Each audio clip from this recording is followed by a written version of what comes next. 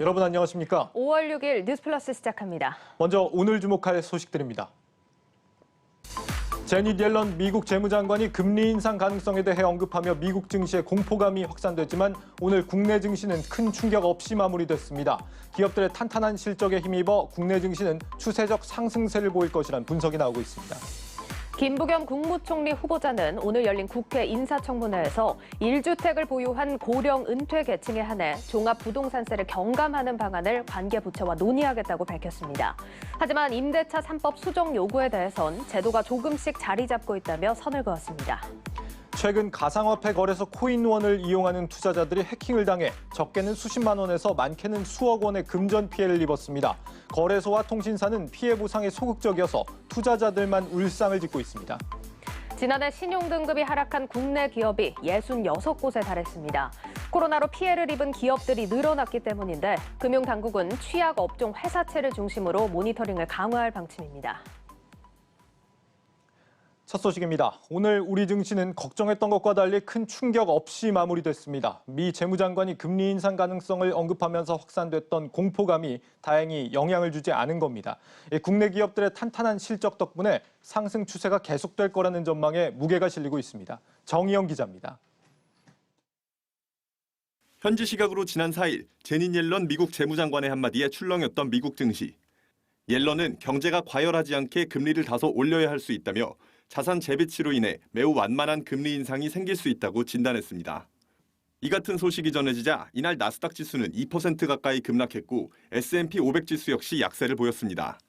이튿날 옐런 장관이 금리 인상을 예견하거나 권고한 것이 아니라며 수습에 나섰지만 지수에는 별다른 영향을 미치지 못했습니다.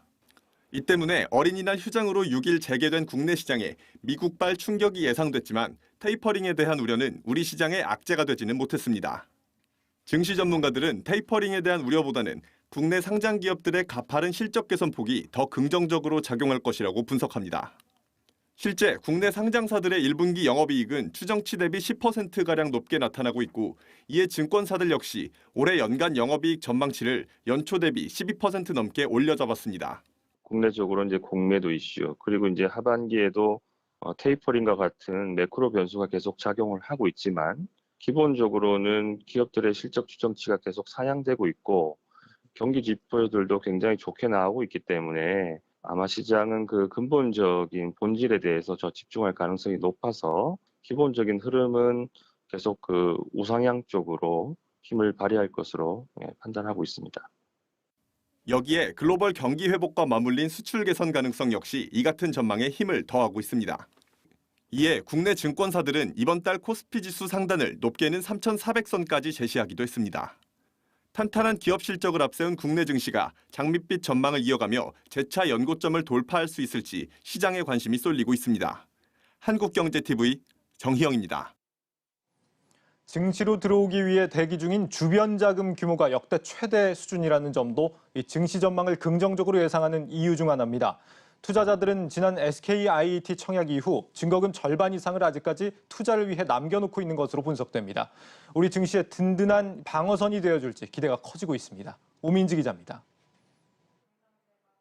공매도 재개와 미국 테이퍼링 이슈로 국내 증시에 대한 우려감이 크지만 최근 늘어난 증시 주변 자금이 지수 하방을 막을 것이라는 기대감 또한 높은 상황입니다. 금융투자협회에 따르면 지난 3일 기준 증시 대기 자금인 투자자 예탁금은 78조 원으로 역대 최대 규모를 기록했습니다. 1거래일 만에 20조 원 가까이 늘면서 전거래일 잔고보다 30% 넘게 늘어난 겁니다. 펀드나 주가 연계증권 등 금융상품을 살 수 있는 증권사 종합자산관리 계좌 잔고는 같은 날 68조 원을 넘었습니다. 전거래일보다 23조 원 가까이 증가한 것으로 SK-IET 청약을 앞둔 지난달 27일 몰린 70조 원과 유사한 수준이었습니다. 투자자 예탁금과 CMA 잔고가 급증하면서 이날 증가한 주변 자금 규모만 42조 원이 넘었고 이 둘을 합친 금액은 역대 최고치인 약 143조 원까지 늘어났습니다. 증시 주변 자금의 증가는 지난달 말 81조 원의 역대급 증거금이 몰린 SK-IET의 공모주 청약 영향으로 풀이됩니다. 환불일 이후 늘어난 잔고 규모를 살펴봤을 때 절반도 찾아가지 않은 겁니다. 전문가들은 이런 증시 주변 자금의 증가가 지수 상승으로 바로 이어지지는 않더라도 시장의 하방 압력을 막는 등의 긍정적인 시그널로는 볼 수 있다고 말합니다. 그 70조 원이 넘는 그 돈들이 전시 주변에 있다. 그러면은 뭐 괜찮죠. 시장은 계속적으로 주시를 하고 있는 상황이고, 그러면 이게 경제 정상화 이슈하고 맞물리는 그 흐름이기 때문에 시장은 뭐 별로 그리 나쁘게 볼 필요는 없는 거죠. 다만 CMA 계좌 등은 상대적으로 금리가 높아 투자금이 아닌 예적금 대체 자금으로 활용될 수 있어 주변 자금이 실제 증시 유입으로 이어질지 시간을 두고 지켜볼 필요가 있습니다. 한국경제TV 오민지입니다. 서울 집값이 다시 고개를 들기 시작했습니다. 이번 주 서울 아파트값 상승률이 오늘 공개됐는데 0.09%, 전주보다 0.01%포인트 상승폭이 커졌습니다. 지난 이사 대책이 발표됐던 2월 첫째 주 이후 석 달 만에 가장 높은 수준입니다. 예상하시는 바와 같이 원인은 역시 재건축 기대감이었습니다. 0.09%가 높은 수준이냐 하실 텐데 이 자치구별로 보면 상황이 분명하게 보입니다. 가장 많이 오른 노원구가 0.21%, 강남 3구와 여의도가 있는 영등포구는 0.15% 안팎의 상승폭을 보여서 평균을 웃돌았습니다. 모두 오래된 중대형 아파트가 많은 지역입니다. 이 재건축발 가격 급등이 현실화하고 있는 상황인데 정부는 어떤 태도를 보였을까요? 먼저 이 홍남기 경제부총리, 이 서울 아파트 가격 상승폭이 보궐선거 이후 2주 연속 확대됐다면서 오세훈 서울시장발 가격 상승이라는 점을 저격했습니다. 이 조율 확정되지 않은 내용들이 마치 확정 추진될 것처럼 알려지며 일부 시장 동요를 초래하고 있다고 꼬집은 겁니다. 스피드 재건축을 공약으로 내걸었던 오세훈 서울시장도 영풍을 우려했는지 이 재건축 속도 조절에 나서는 모습입니다. 송파구 잠실주공 5단지와 강남구 은마아파트에 대한 재건축 심의 요구를 잇따라 보류했습니다. 오 시장은 이 허위 신고나 가격 담합 같은 이 투기 수요에 대해 일벌백계로 본보기를 보이겠다고 강력 경고했습니다. 이렇게 이 집값이 우리 경제의 화두로 다시 떠오르는 모습인데 새로운 국무총리 후보자도 이 점을 잘 아는 모양입니다. 이 김부겸 총리 후보자 오늘 인사청문회에서 이 부동산 가격 안정 기조를 유지하면서도 이 실수요자 주택 마련에 어려움이 없도록 하겠다. 더는 실망을 드리지 않겠다고 말했습니다. 그러면서도 은퇴자를 위한 종부세 경감 의지를 내비쳤습니다. 그 밖에 오늘 청문회에서 오간 얘기들을 조현석 기자가 정리했습니다. 부동산 정책에 대한 반성으로 시작된 김부겸 총리 후보자의 인사청문회. 부동산 정책에서 공직자들의 처신에서 국민 여러분들께 큰 실망을 안겨드린 것을 잘 알고 있습니다. 경제 현황과 관련해서도 종합부동산세 등 부동산 정책이 가장 먼저 쟁점이 됐습니다. 김 후보자는 기존 정책의 큰 틀을 유지할 필요가 있다면서도 1주택자 종부세 경감 방안은 검토하겠다는 입장을 밝혔습니다. 장기간 보유하고 은퇴자, 고령자들을 위한 그런 최소한도의 어떤 정책에 있어서 탄력성을 보여줘야 되지 않겠냐는 그런 지적 때문에 지금 그 문제에 대해서는 어떤 재산세, 종부세를 다 함께 보면서 지난 주만 해도 정책 신뢰를 흔들 수 있다며 종부세 완화에 부정적 입장을 내비쳤던 김 후보자가 일주일 만에 한 발 물러선 겁니다. 그러나 임대차 3법 수정 요구에 대해선 제도가 조금씩 자리 잡고 있다며 선을 그었습니다. 이번 청문회에선 이재용 삼성전자 부회장의 사면론도 거론됐습니다. 김 후보자는 경제계 의견을 정리해 대통령께 전달하겠다고 말했습니다. 이재용 씨 문제는 지금 현재 우리가 이른바 앞으로 미래 먹거리의 가장 핵심 키라고 할 수 있는 이 반도체 문제, 그 글로벌 밸류 체인 내에서 이른바 대한민국에서 그래도 경쟁력 있는 삼성그룹에 대한 어떤 형태로든지 뭔가 배려 조치가 있어야 되지 않느냐는 목소리가 여기저기서 나오는 건 알고 있습니다. 코로나19 백신 접종 지연 논란에 대해선 지금까지 백신 물량 도입이 지연된 사례는 없고 상반기 접종 목표는 꼭 지킬 것이라며 코로나19 극복을 정책 목표로 제시했습니다.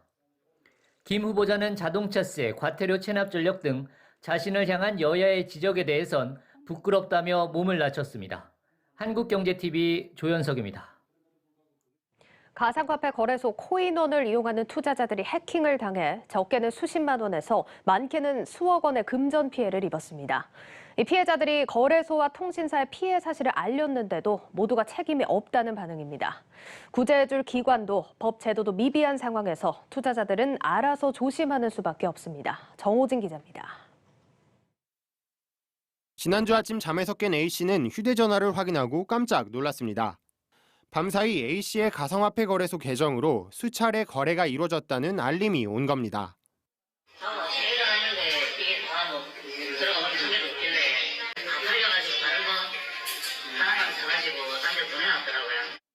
피해 당일 입출금 내역에는 해외 IP를 통해 접속한 누군가가 A씨가 보유한 가상화폐를 모두 팔고 그 돈으로 새로운 가상화폐를 매수해 다른 계좌로 옮겼다는 기록이 남았습니다. 이 같은 피해를 본 건 A씨뿐만이 아니었습니다. A씨와 유사한 해킹 피해를 당했다고 주장하는 이들은 현재까지 파악된 것만 200여 명. 이들 가운데 대다수는 같은 이동통신사를 사용하고 있던 것으로 조사됐습니다.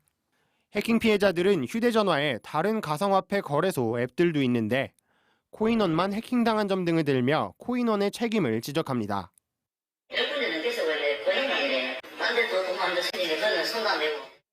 다만 코인원 측은 거래소가 해킹당한 것은 아니기 때문에 귀책 사유가 없다며 피해 보상은 어렵다는 입장입니다. 또 비대면 상담 채널을 통해서는 특정 이동통신사가 문제가 많아 보인다. 개인정보 유출이 된 것 같다며 책임을 전가하는 듯한 답변을 내놓기도 했습니다. 해당 이동통신사는 해킹으로 발생한 해외 로밍 비용에 대해서는 보상해줄 계획이지만 해킹 피해에 대한 직접적인 보상 등에 대해서는 말을 아꼈습니다. 이동통신사 관계자는 로밍 요금 조정은 선의의 피해자를 막기 위한 것이라며 접수되는 민원과 관련해서는 원인을 파악 중이라고 설명했습니다. 최근 가상화폐 광풍에 투자자들이 몰리고 있지만 이들을 위한 보호제도는 미비한 상황. 거래소와 이동통신사의 책임 소지는 오리무중인 가운데 발만 동동 구르던 투자자들은 피해에 대한 자구책 마련에 직접 나서야 하는 실정입니다. 한국경제TV 정호진입니다. 올해 임플란트와 치과 장비 같은 덴탈 산업이 국내에서 폭발적인 성장을 이어갈 거란 전망이 나오고 있습니다. 코로나로 주춤했던 글로벌 치과 치료 수요가 되살아나고 있기 때문입니다. 김선엽 기자가 보도합니다. 구강 노출이 불가피한 치과 치료 특성상 코로나19가 확산했던 지난해 전 세계 치과들은 영업을 축소하거나 중단했습니다. 이 여파로 글로벌 매출 비중이 높은 국내 덴탈 산업의 실적도 덩달아 곤두박질 쳤습니다. 작년에 글로벌 임플란트 회사들이 약 20% 정도 역성장을 했거든요. 치과가 영업이 많이 위축이 돼요. 코로나가 좋아지는 쪽으로 빠르게 회복이 되는데 중국은 이미 회복이 됐고 미국도 지금 이제 우리 백신 이런 효과가 좀 있어서 치과가 좀 이제 영업이 정상으로 돌아오니까 매출도 올라가고. 실제로 올해 1분기 오스템 임플란트는 영업이익 256억 원을 기록해 전년 동기 대비 526.1% 증가했습니다. 디오의 경우 전년 같은 기간보다 영업이익이 46.2% 늘어난 103억 원을 달성하는 등 고성장을 이어갔습니다. 국내 임플란트 업체 전체 수출액의 37%를 차지하는 중국 시장에서 경제 활동이 다시 살아난 데 따른 보복 소비의 영향입니다. 소득 수준이 높아지고 치과 의사 수가 증가하면서 중국 임플란트 시장은 코로나 사태 이전까지 연평균 30% 성장해 왔습니다. 코로나 회복 국면에 따른 중국 시장의 이연 수요 덕분에 올해 국내 덴탈 업계는 호실적을 이어갈 것이란 전망이 지배적입니다. 증권가에선 오스템 임플란트, 바텍 등 국내 덴탈 기업 5곳의 2021년 합산 매출을 지난해보다 24.6% 증가한 1조 5,509억 원, 영업이익은 같은 기간 37.2% 늘어난 2,446억 원으로 전망하는 가운데 백신 보급이 세계적으로 점차 확대되면서 예상치가 더 높아질 수 있다는 분석을 내놨습니다. 지금 추정치에서도 더 올라갈 수 있는 가능성이 있다고 보는 게요. 하반기가 성수기거든요. 그래서 QQ로 계속 좀 서프라이즈를 내면서 사실 이제 2분기 실적이 나올 때쯤이면 또 한 단계 더 레벨업 할 수 있는 또 체력이 만들어지지 않을까라고 좀 생각을 합니다. 글로벌 백신 접종이 가속화되면서 코로나 리스크가 점차 낮아지는 가운데 국내 주요 덴탈 기업들은 올해부터 차세대 성장 동력으로 꼽히는 디지털 덴티스트리 개발에 중점을 두고 본격적으로 글로벌 덴탈 시장 선점에 나선다는 계획입니다. 한국경제TV 김선엽입니다.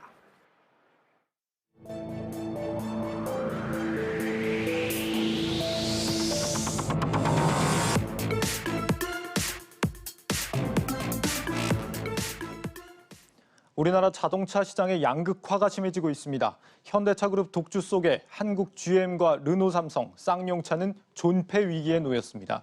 어디서부터 잘못된 건지 그리고 부활의 기회는 과연 없는 건지 신재근 임원식 기자가 차례로 전해드립니다. 현대기아차의 지난해 국내 자동차 판매량입니다.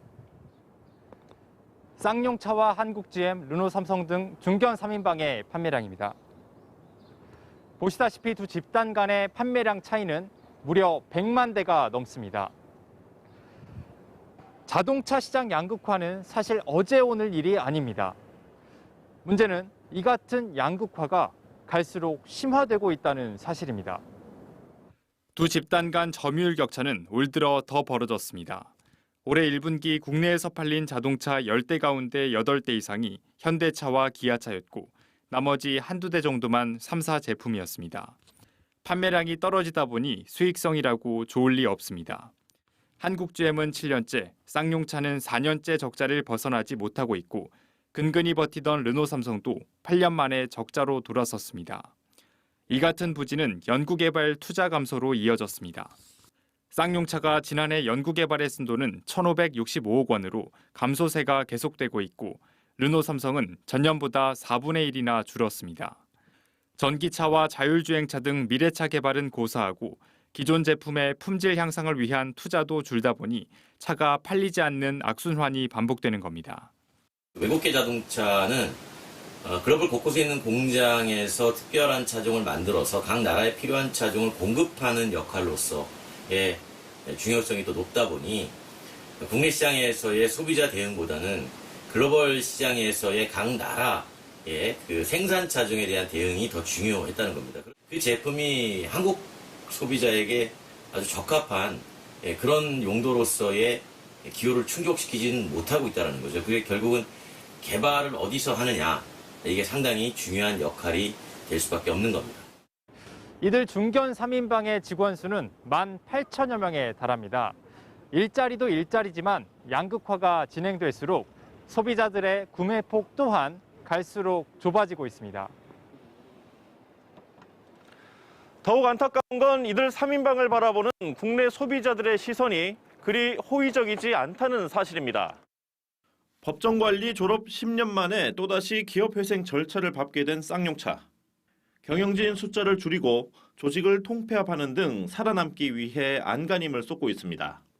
쌍용차 공장이 있는 경기도 평택 지역 정치인과 지자체, 시민단체들도 쌍용차를 살려야 한다고 연일 목소리를 높이고 있습니다. 하지만 이를 바라보는 시민들의 시선은 싸늘하기만 합니다. 기존에 또 쌍용에 대한 어떤 공적 자금이 많이 들어간 걸로 알고 있는데 개인적으로는 반대하는 입장입니다. 국가는 말이야 경영의 전문가가 아니고 또 다시 또 그 세금을 낭비하는 그런 결과가 오니까 자동차 회사에 합병하는 게 좋을 것 같아요. 지난해 8년 만에 영업 적자를 낸 르노 삼성. 올해 소형 SUV XM3 생산을 시작하며 재기에 나섰지만 돌연 직장 폐쇄를 단행했습니다. 반복되는 노조의 파업에 회사가 내놓은 고육지책입니다. 자동차 판매량이 16년 만에 최저치로 떨어지면서 공장을 절반만 돌려야 하는 상황이 되자 희망퇴직과 순환휴직을 실시했는데 이에 노조가 반발하며 파업을 벌인 겁니다. 3년 전 혈세 8천억 원을 지원받으며 가까스로 한국 철수를 모면한 한국 GM 또한 상황이 다르지 않습니다. 노조가 1,000만 원 가까운 임금 인상을 요구하면서 올해도 어김없이 노사 갈등이 예상되기 때문입니다. 한국 GM은 지난 2014년부터 해마다 적자를 기록하며 7년 동안 쌓인 적자만 3조 4천억 원에 달합니다.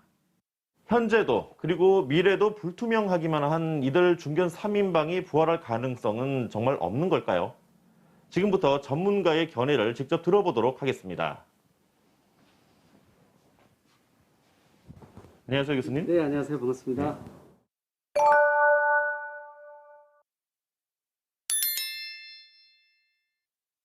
국내의 소비자 눈높이가 워낙 높아졌기 때문에 수준이 좀 떨어지는 차는 폐기를 안 한다는 겁니다. 따라서 3사의 가장 큰 문제점은 좋은 신차가 많이 나와야 되는데 그게 안 나오고 있다는 거. 이거를 뒷받침할 수 있는 여러 시스템이 부재되어 있다는 것도 전제되어 있기 때문에 그런 측면에서 전체적인 이 개혁이나 이런 것들이 일어나야 된다고 분명히 말씀드릴 수가 있습니다. 미국 같은 데도 GM 중심으로 많이 이제 움직여주고 있다는 거, 일본도 도요타 중심이라는 거. 그래서 좀 더 이 큰 기업들이 부각도가 더 커지고 있다는 거죠. 즉 어떻게 보면은 이 양극화 현상이 더 커지고 있다는 것도 세계적인 흐름인데 이런 부분들이 미래차에 대한 준비를 제대로 못하고 있는 기업들은 점차 쇠퇴되고 있다는 것이 하나의 흐름이라고 볼 수가 있습니다. 근데 국내는 현대 기아차 중심으로 해서 나머지 3사와의 양극화가 훨씬 더 심하다는 겁니다.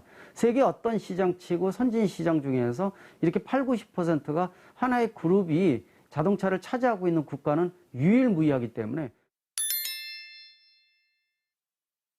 국내 시장이라는 거는 170만 대, 80만 대의 테스트 배두고 국내에서 입증된 모델을 해외 수출하는 게 원래 기반입니다. 4대 중에 3대를 수출해서 먹거리를 찾고 있는 게 현대 기아차라고 볼 수가 있는데 국내에서 90% 점유율을 갖고 있고 인기를 끌다 보니까 냉정하게 평가가 안 됩니다. 사실은 3사가 열심히 해가지고 밀고 당기는 모습을 보여주면서 점유율을 잘라 가져야지만 국내에서 훈련된 좋은 신차가 해외로 수출할 수가 있는데 국내에서 점유율이 높다 보니까 자기 만족에 해서 사실은 품질에 대한 부분이나 여러 가지 부분들 입증이 제대로 안 되고 있는 것도 굉장히 큰 문제거든요. 경쟁이 치열하게 이루어져야 되는데 그러지 못하고 있다는 거. 왜곡된 시장이라는 것도 현대차가 너무 잘 알고 있다는 거죠.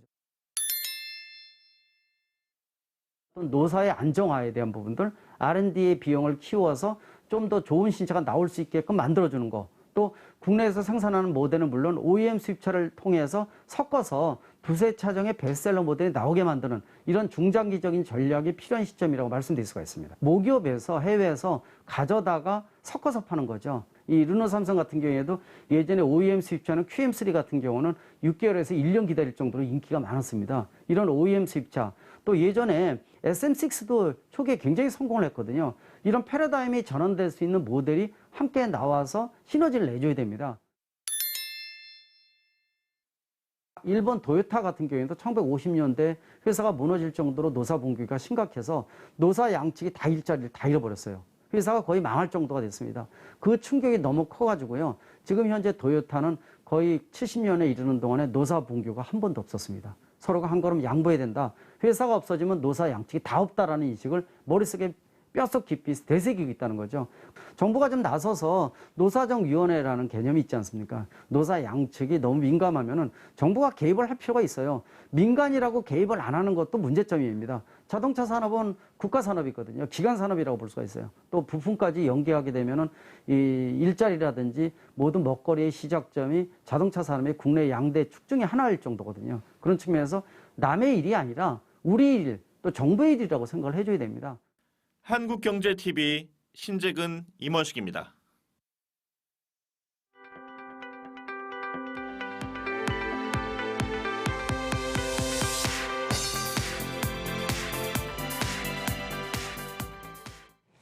정세균 전 국무총리가 벤처기업과 스타트업 등 경영권 방어에 취약한 기업들로부터 차등 의결권을 도입하는 방안이 필요하다고 말했습니다.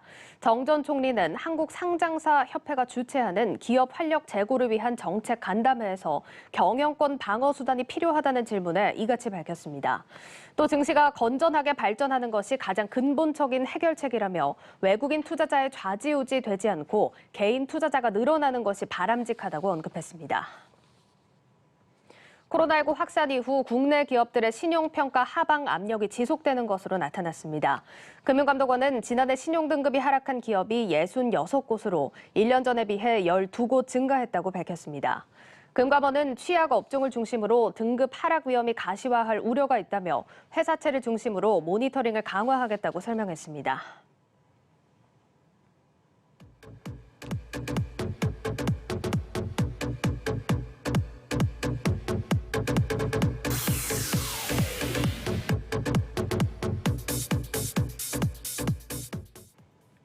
시크릿 부동산 시간입니다.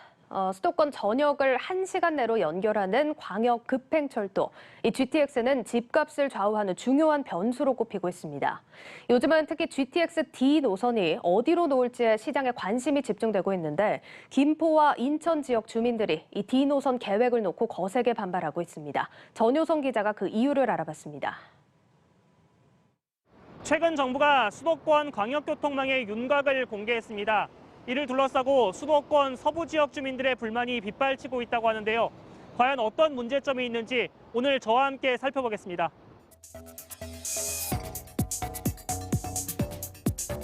사건은 최근 정부가 제4차 국가철도망 구축 계획을 발표하면서 시작됐습니다. 수도권 서부 지역에서 출발하는 GTX D 노선이 발표됐는데 시장 예상과는 다른 노선이 그려졌기 때문입니다. 정부가 발표한 계획은 김포 한강신도시 장기역에서 부천 종합운동장역을 잇는 110km 노선입니다. 김포시가 제시한 김포, 사당, 강남, 하남행은 반영되지 않았습니다.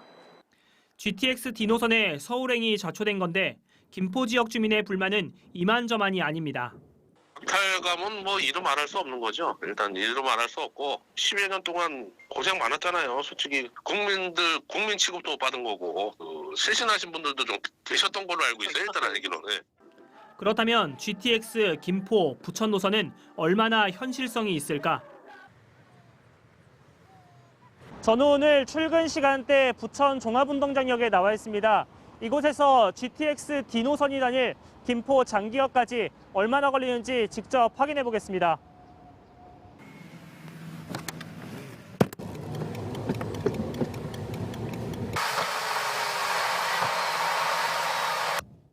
비 오는 출근길 아침 시간이었지만 부천에서 김포로 향하는 차량은 많지 않았습니다. 소요된 시간도 36분밖에 걸리지 않았습니다. 통행량이 많지 않은 두 도시를 굳이 광역철도로 이어야 하느냐는 지적이 나오는 이유입니다. GTX-D 김포, 부천 노선에 투입될 예산은 약 2조 원으로 추산됩니다.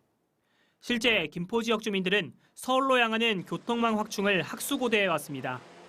한강 신도시가 들어서며 김포 인구는 10년 전과 비교해 배로 늘었지만 서울로 향하는 철도는 경전철인 김포 골드라인이 유일하기 때문입니다.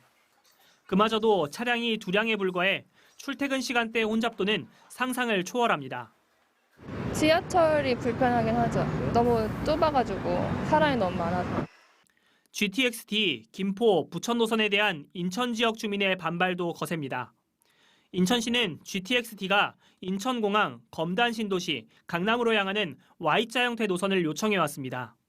하지만 이번 발표에서는 Y자 노선이 반영되지 못했고 제2공항철도 신설과 서울 5호선 검단 연장안도 무산됐습니다. 이번 철도망 구축 계획이 인천 패싱이라는 볼멘 소리가 나오는 이유입니다. 하지만 주민과 지자체 불만이 이어진다고 해서 중장기 교통계획을 손바닥 뒤집듯 바꾸기도 여의치는 않습니다. 인천과 김포를 강남까지 연결하면 소요 예산도 늘어나게 되는데 이를 모두 수용하기는 재정 부담이 커지기 때문입니다. 결국 지난 10년간 서부권 신도시 지역의 교통망을 외면한 결과가 더 큰 부메랑이 돼 돌아오는 셈입니다.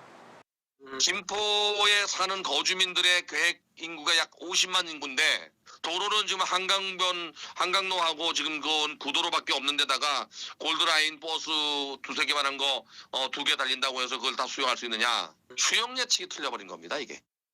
GTX D 노선의 서울행이 무산되며 서부권 신도시는 사실상 수도권 외딴 섬으로 전락하게 됐습니다.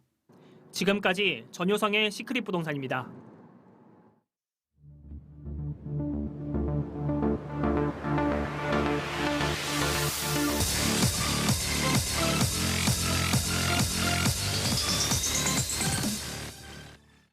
네, 기업 이슈 살펴보는 뉴스앤마켓 시간입니다. 자, 오늘도 오후장에 더 강세를 보여준 시장이었습니다. 어떤 기업들이 상승을 이끌어줬는지 증권부 박혜린 기자와 함께 이야기 나누겠습니다. 자, 박 기자 어서 오세요. 안녕하세요.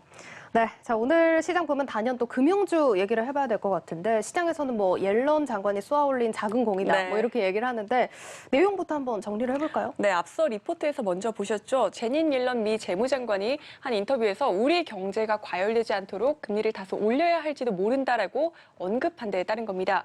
이후 옐런 장관은 금리 인상을 권고한 것이 아니다라고 해명을 했지만 시장에선 금리 인상 가능성에 대한 불씨가 꺼지지 않으며 오늘 하루 금융주가 강세를 보였습니다. 예, 그렇습니다. 자, 금리 인상 얘기가 나오면 통상 금융주에게는 호재로 작용을 하죠. 네, 그렇습니다. 금리가 오르면 대출금리 상승 등으로 은행의 수익성이 개선될 수 있기 때문에 보통 금융주들이 기대감을 받는 경향이 있습니다. 예, 또 최저금리 기조가 이어지던 상황에서 이 발언이 나온 거기 때문에 오늘 더 주목을 받는 모습이었는데 오늘 그럼 어떤 종목 다뤄볼까요? 네, 오늘 은행주 중 주가 상승이 두드러졌던 종목 중 BNK 금융지주에 대해 한번 다뤄보도록 하겠습니다. 예, 뭐 BNK 금융지주 하면 얼마 전에 또 실적으로 주목을 받았던 게 기억이 나는 기업인데 BNK 금융지주 하면 저희가 쉽게 부산은행을 떠올리는 네, 겁니까? 맞습니다. 부산은행과 경남은행, BNK 투자증권 등으로 대표되는 지방은행 최초의 금융지주 회사입니다. 실적부터 먼저 살펴보자면 1분기 BNK 금융지주의 순이익은 1,927억 원으로 전년 동기와 비교해 한 40%가량 증가했습니다.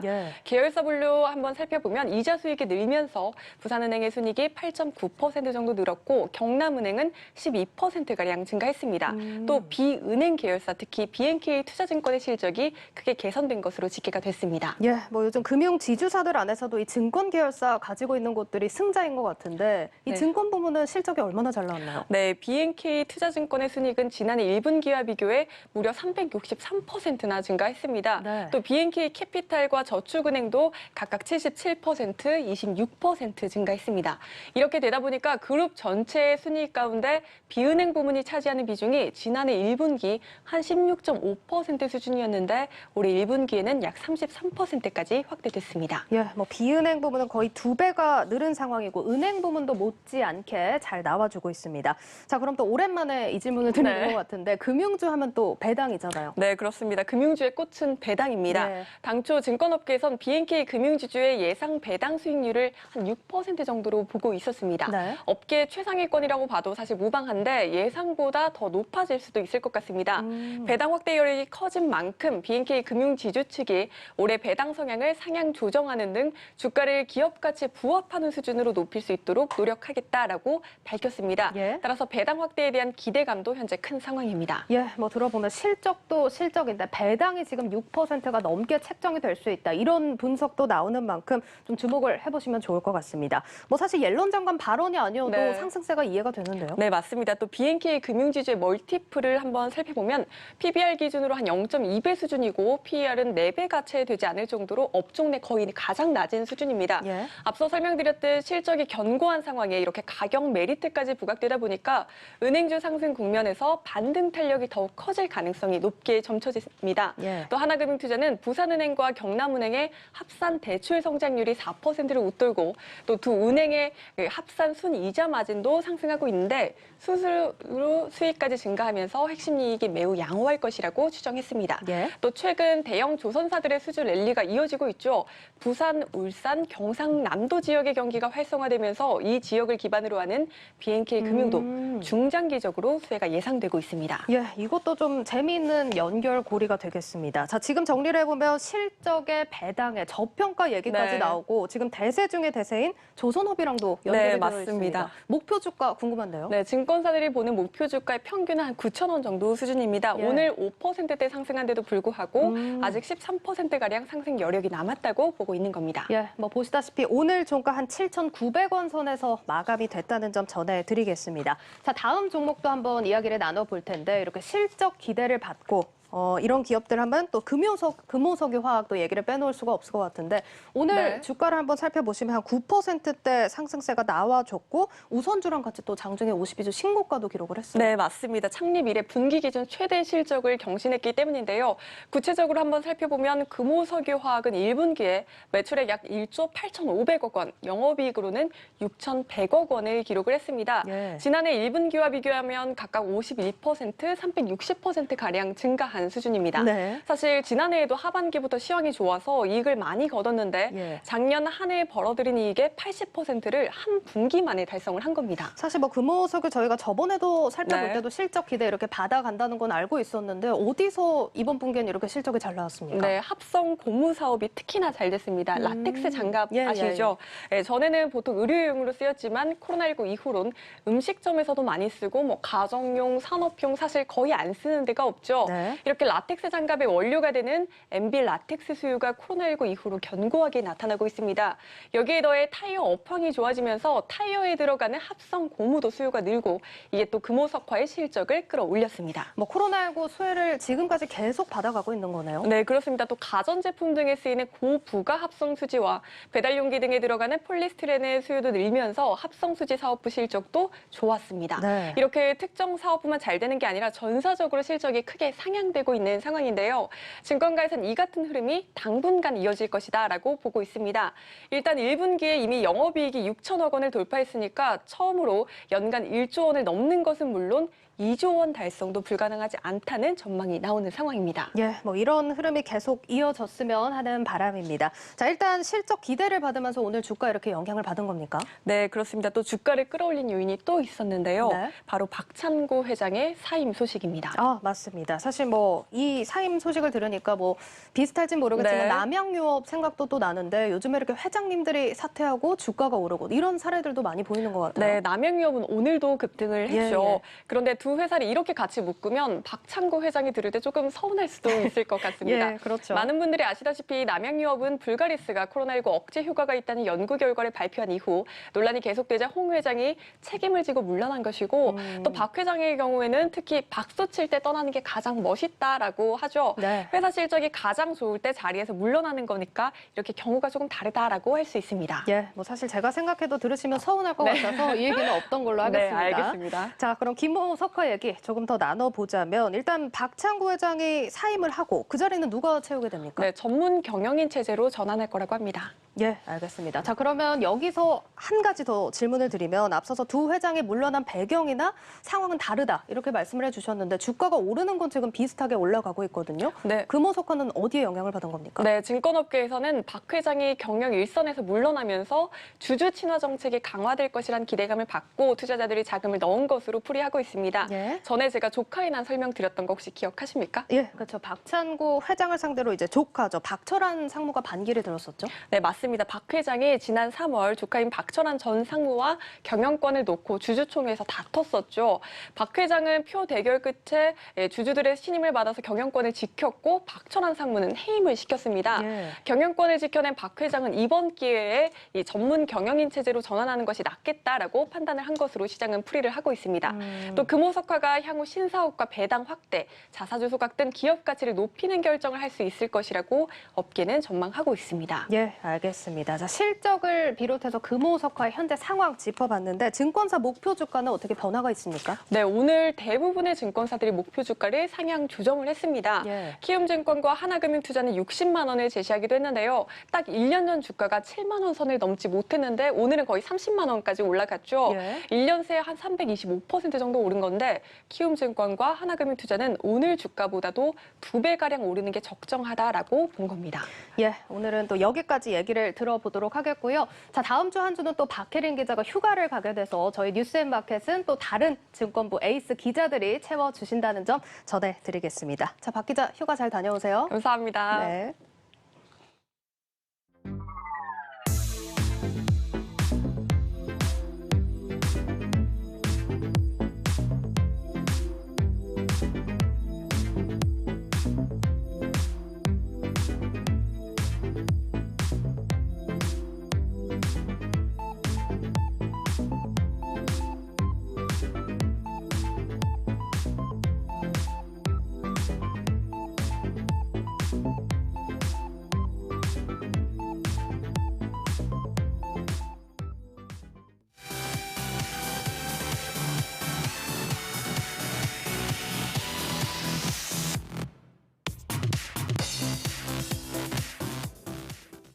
네, 이지우 기자와 함께하는 플러스픽 시간입니다.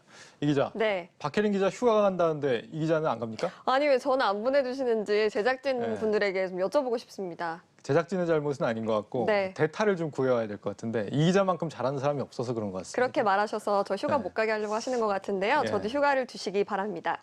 일단 한동안은 네. 일단, 대타를 구할 때까지 네, 계속 하는 걸로 알겠습니다. 그렇게 하겠습니다. 네. 첫 번째 키워드 바로 보죠. 썸 타는 중 이렇게 되어 있네요. 네, 혹시 썸 타시거나 타본 적 있으십니까? 썸 뭐 타본 적 있죠. 예. 그러시구나. 네, 이 썸이라는 게 연인인지 아닌지 태도를 명확하게 하지 않을 때 썸을 탄다 이렇게 말을 표현을 하죠. 그렇죠. 그런데 바로 정부와 가상화폐의 관계가 좀 썸을 타는 것 같아서 제가 키워드를 좀 경제 뉴스지만 이렇게 잡아봤습니다. 정부와 가상화폐가 썸을 탄다고요? 이건 무슨 말입니까? 일단 비트코인을 정부나 뭐 어떻게 부르는지 아십니까? 비트코인이요? 네, 비트코인이나 이더리움 같은 그럼 가상화폐라고 부르는 거 아닌가요? 그건 아닙니다. 일단은 부르는 방법이 제각각인데요. 일단 정부와 한국은행은 가상 자산이라는 말을 사용하고요. 학계는 대체로 암호화폐라는 말을 쓰고 언론이나 뭐 이외의 것들은 가상화폐나 암호화폐를 좀 혼용해서 쓰고 있는데요. 이렇게 모두가 공감할 수 있는 용어가 정립되지 않았다는 것은 정부가 아직까지도 가상화폐에 대한 태도를 명확하게 하고 있지 않다 이렇게 볼 수가 있겠습니다. 예. 실제로 은성수 금융위원장은 이 가상화폐 투자를 잘못된 길이다 이렇게 표현하기도 했고요. 또 통계청 산업분류에서 가상화폐 거래를 보면 기타에 소속이 돼서 뭐 게임이나 도박 같은 항열과 같은 위치에 좀 위치하고 있습니다. 그러니까요. 가상화폐 시장에 대해서 인정하지 않으려는 태도를 좀 강하게 보이는 것으로 보이죠. 네, 맞습니다. 이렇게 정부가 손을 놓으면서 가상화폐를 활용한 범죄가 굉장히 늘어나고 있는데요. 예. 제가 좀 범죄 유형을 정리를 했는데 뭐 일단 거래 자체가 불법인 음란물이나 마약을 사는 데 활용되는 경우도 있고요. 뭐 사기나 환치기, 뭐 유사수신 같은 다양한 범죄들이 좀 있었습니다. 이 전문가들은 정부가 가상화폐를 인정하지 않는 상황에서 처벌 규정이 없어서 혼선을 빚는 것이라면서 이 사각지대를 노린 범죄를 막기 위한 규제나 가이드라인이 좀 필요하다 이렇게 주장하고 있습니다. 네, 앞서 우리 리포트에서도 코인원 해킹 피해 사례를 언급을 했었는데 네. 그런데 이런 정부와 가상화폐가 썸을 탄다고 얘기를 했잖아요. 이건 무슨 얘기입니까? 제가 썸을 진짜 싫어하는데 예. 겉으로는 좀 싫어하는 척하면서 정작 정부에서는 또 가상화폐에 대한 투자를 계속하고 있기 때문에 네. 썸을 탄다 이렇게 표현을 했는데요. 국민의힘 윤창현 의원에 따르면 정부와 공공기관이 가상화폐 관련 펀드에 최근 4년간 500억 가까이 투자를 한 것으로 드러났습니다. 이 펀드를 통한 간접 투자 형태였는데 이 펀드 같은 경우는 빗썸 등 국내 주요 거래소에 직접 투자를 한 것으로 드러났는데요. 투자액이 가장 많은 중기부의 사례를 좀 보면 2017년에 가상화폐가 굉장히 과열됐을 때 굉장히 많은 액수를 투자를 했다가 2018년에 정부가 가상화폐를 불법이라고 정의를 했거든요. 그럴 때 다시 줄였다가 다시 또 증가하는 모습을 좀 보이기도 했습니다. 네, 도박이라고 비난하면서 정작 정부는 스스로 투자를 한다. 저희 투자자 입장에서는 어느 쪽을 믿어야 될지 잘 모르겠습니다. 네, 맞습니다. 내년에는 거기에다가 관련 소득에 과세까지 한다는 방침을 보이면서 이거 이율 배반이 아니냐 이런 지적들이 좀 나오고 있는데요. 네. 여러 나라에서 특히나 미국의 일부 주 같은 경우는 뭐 가상화폐 관련 법률을 제정해서 가상화폐 거래소 등을 규제하고 있는데 이런 제도적인 그런 기반 때문에 가상화폐 거래소인 코인베이스도 상장을 할 수가 있었죠. 이외에도 여러 나라들이 좀 가상화폐 관련 법을 제정하고 규제를 하고 있는데 이렇게 최소한의 규제를 통해서 소비자를 보호할 장치를 좀 마련해야 된다 이런 지적들도 나오고 있습니다. 네, 뭐 연애든 가상화폐든 뭐 연인인 듯 연인 아닌 썸보다는 확실하게 하는 게 좋겠죠. 네, 저도 확실한 게 좋습니다. 네, 이렇게 썸이 길어지는 걸 혹시 뭐라고 하는지 아닙니까? 모르겠습니다. 그런 걸 이제 어장관리다라고 하는데 네. 그게 세상에서 제일 나쁜 거라고 네. 이제 그렇게 하더라고요. 제가 마치 네, 그러니까 이 가상화폐 네. 정부와 이 어장관리하지 말고 확실하게 방향을 타야겠다 이런 생각이 듭니다. 네. 네, 다음 키워드 보겠습니다. 네. 불안한 초격차 이렇게 돼 있네요. 네, 일단 초격차라는 것이 뛰어넘을 수 없는 엄청난 차이를 두고 초격차라는 말을 쓰는데요. 삼성전자가 반도체에서 초격차 전략을 계속해서 유지하고 있는데 이게 좀 불안한 상황에 닥쳐서 키워드를 이렇게 잡아봤습니다. 후발자 주자들하고 좀 차이가 좁혀지고 있는 모양이죠. 네, 맞습니다. 1분기 실적을 보면 그런 상황이 좀 두드러진다 이렇게 나타날 수가 있는데요. 예. 반도체 실적이 좀 경쟁사인 TSMC에 비해서 굉장히 어떤 좋지 않은 상황이었습니다. 일단 삼성전자보다 TSMC가 매출이 4조 원 이상이 작은데 영업이익은 2조 가까이 높은 상황이죠. 그러네요. 삼성전자가 매출이 더 큰데 내용 면에서 보면 좀 아쉬움이 있었다 이런 얘기네요. 네. 원인이 뭘까요? 근본적인 원인은 파운드리와 시스템 반도체 같은 비메모리의 부진에 있었다 이렇게 전문가들은 평가를 하고 있는데요. 증권가에서는 삼성전자가 올해 1분기에 메모리 부분에서는 3조 5천억 원에 가까운 영업이익을 올렸지만 파운드리 같은 비메모리 부분에서는 1,000억 정도의 적자를 낸 것으로 좀 추정하고 있습니다. 네. 특히나 삼성전자는 5나노 파운드리에서 수율이 떨어진다 뭐 이런 지적들이 있는데 이렇게 되면 다른 기업들이 생산을 믿고 맡기기가 어렵다 이런 지적들이 나옵니다. 그렇군요. 최근에는 이제 삼성전자의 반도체 위기론도 일본에서 제기가 되고 있다고요? 네, 왜 일본에서 제기를 한지는 모르겠지만 네. 니혼게이자의 신문이 삼성전자가 파운드리 시장에서 고전하면서 대만 TSMC를 따라잡지 못하고 있다 뭐 이런 내용의 보도를 한 바 있습니다. 실제로 파운드리 시장에서 TSMC의 점유율은 2년 전과 비교했을 때 계속해서 확대되는 반면에 삼성전자의 점유율은 줄어들고 있죠. 앞서 말씀드린 대로 삼성전자의 5나노 공장의 수율을 좀 개선하는 사이에 TSMC에서는 5나노 제품을 안정적으로 좀 수급을 하면서 경쟁사, 대형 애플 같은 뭐 이런 대형사들의 고객들을 확보한 것으로 좀 풀이가 됩니다. 확실히 좀 일본은 우리나라에 특별히 좀 관심이 많은 것 같아요. 네. 파운드리 시장에서는 초격차는 사실 TSMC가 뛰고 있는 걸로 보이고 네. 이미 절반 이상 점유를 이제 TSMC가 하고 있으니까 TSMC는 지금 미국에 이제 공장 증설도 계획하고 있다면서요? 네, 일단 지금 TSMC가 미국에 공장이 하나가 있거든요. 그런데 5개를 더 짓는다. 그러니까 총 6개 정도의 공장을 만들겠다. 뭐 이런 의미로 좀 풀이가 되는데 네. 이렇게 되면 미국의 뭐 애플이나 퀄컴 같은 대형 고객사가 이 TSMC로 옮겨갈 가능성도 커지게 되죠. 이 기술력 격차를 삼성전자가 극복하려면 투자가 필수적이지만 그 미국의 19조 원 규모의 파운드리 공장 증설 제안서를 미국에 제출을 했는데 이후에 4개월 동안 이거 결정을 좀 내리지 못하고 있습니다. 네, 경쟁력에서 밀리게 되는 거 아닌가 걱정이 앞서는데 2분기에는 삼성전자 실적이 어떻게 될 걸로 보입니까? 다행히 뭐 디램 시장이 지금 좋거든요. 그래서 메모리 시장에서는 좀 호황이 예상이 되는 만큼 좀 괜찮을 것이다 이런 분석이 있지만 아직까지도 이 파운드리의 부진이 있기 때문에 삼성전자 전체의 실적 악화로 이어질 수 있다 이런 지적들도 좀 나오는 상황입니다. 일례로 삼성전자는 자사 파운드리에서 생산한 AP, 스마트폰 AP를 그 갤럭시에 탑재를 하는데요. 애플 같은 경우에는 TSMC에서 공급을 받거든요. 위탁 생산을. 그렇기 때문에 스마트폰에서도 기술력 격차가 있을 수 있다. 이런 지적들이 나오면서 이 파운드리 경쟁력을 확보하는 것이 관건이 될 것이다. 이런 분석들이 나오고 있습니다. 네, 마지막 키워드 보겠습니다. 네. 만나지 않아도 알아요 이렇게 돼 있네요. 네, 앵커는 선물 주로 어디서 사십니까? 선물이요? 저는 주로 현금으로 쏘는 걸 좋아합니다. 저 좀 기대해도 되겠습니까? 현금이 있을 때 쏩니다. 네, 알겠습니다. 지금은 없습니다. 네, 저는 주로 카카오톡에서 선물하기 온라인 서비스를 좀 많이 이용하고 있는데요. 이 카카오톡 선물하기는 상대방을 만나지 않아도 선물할 수 있기 때문에 만나지 않아도 알아요. 이런 키워드를 좀 잡아봤습니다. 오늘은 왜 안 하나 싶었습니다. 네.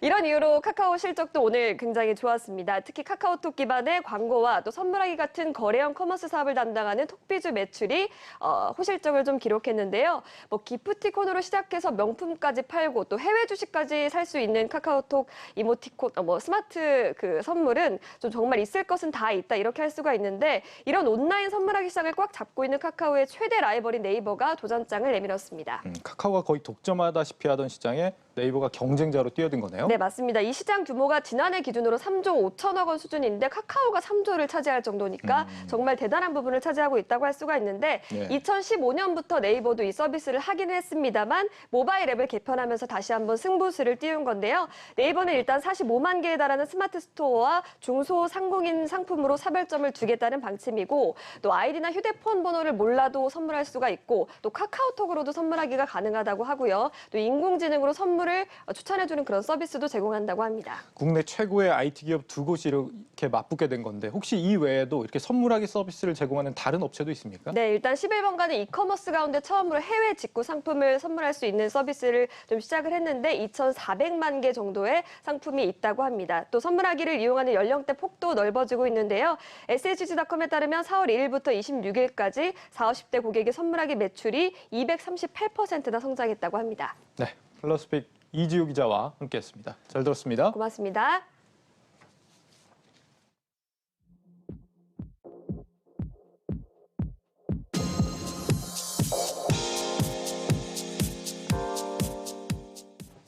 놓치면 아쉬운 글로벌 뉴스입니다.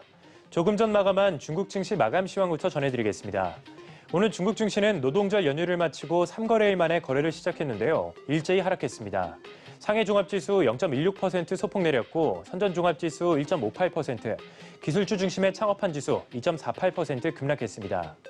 노동절 연휴 동안 중국 경제가 회복 조짐을 보인 것이 오늘 장 초반 투자 심리를 지지했는데요. 베이징과 상해, 텐진 등 주요 대도시의 고속도로와 터미널, 공항에 여객객이 몰리면서 혼잡한 모습을 보였습니다. 여객 캐서린 타이 미 무역대표부 대표가 빠른 시일 내에 류어 부총리와 만나기를 기대하고 있다고 언급한 점도 투자 심리를 지지했는데요. 하지만 미국의 금리 인상 우려와 전 세계 코로나19 재확산 공포감 속에 증시는 방향성을 잃고 결국 일제히 하락 마감했습니다. 업종별로는 에너지와 시추 종목이 강세를 보였고 반면 소비재와 헬스케어 섹터는 부진했습니다. 이어서 중국 소식도 계속 살펴보겠습니다. 전 세계 곳곳이 여전히 코로나19 충격에서 벗어나지 못하고 있지만 중국에서는 노동절 황금 연휴에 관광지가 인산인해를 이루면서 팬데믹 이전의 모습을 되찾았습니다. 인민일보는 코로나19 사태 이후 가장 뜨거웠던 연휴였다며 이는 중국 정부 방역 성과의 결실이라고 강조했는데요. 매체는 중국 관광부 통계를 인용해서 연휴 마지막 날인 지난 5일까지 닷새 동안 전국 관광지를 찾은 여행객은 무려 2억 3천만 명으로 작년 동기보다 120%나 증가했고 코로나19 이전에 103%에 달했다고 보도했습니다. 지금까지 글로벌 뉴스였습니다.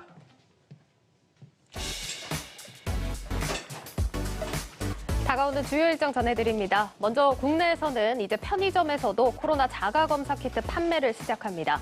글로벌 일정으로는 미국에서 실업수당 청구 건수 발표가 나오는 가운데 유럽 중앙은행에서는 경제 보고서를 발간하고 중국에서는 4월 차이신 서비스업과 종합 PMI 지표 발표가 예정되어 있다는 점 전해드리겠습니다. 뉴스 플러스를 마치겠습니다. 여러분 고맙습니다.